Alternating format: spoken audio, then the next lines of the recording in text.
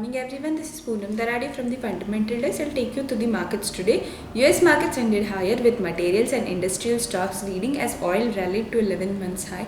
Dow Jones gained 0.37% to close at 18,005, while Nasdaq gained 0.26% to close at 4,975. Asian markets are trading lower as weaker dollar weighed on Japan's share and South Korean stock failed to get a boost from a surprise interest rate cut from the Reserve Bank. Nikkei is trading lower by 0.97%, while Hang Seng is shut for the day. SGX Nifty is trading higher by 0.26%. Indian indices are expected to open marginally higher and focus will be on the global developments. We have come out with a result update on Panasonic Energy India. Panasonic Energy India is a company into dry cell batteries.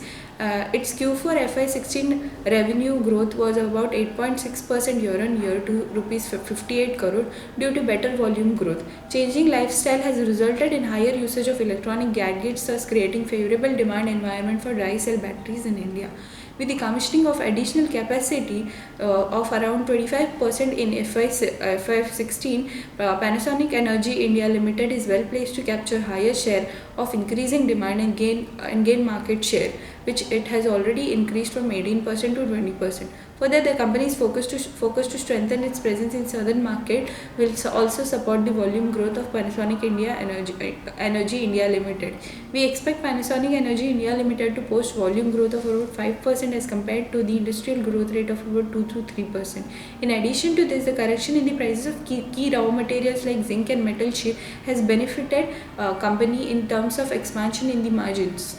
EBITDA margins by about 186 basis points year-on-year.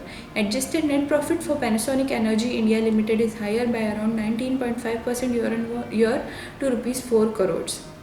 Given the rising growth visibility, likely expansion in the margin, we believe valuation discount of Panasonic Energy India Limited over its peer to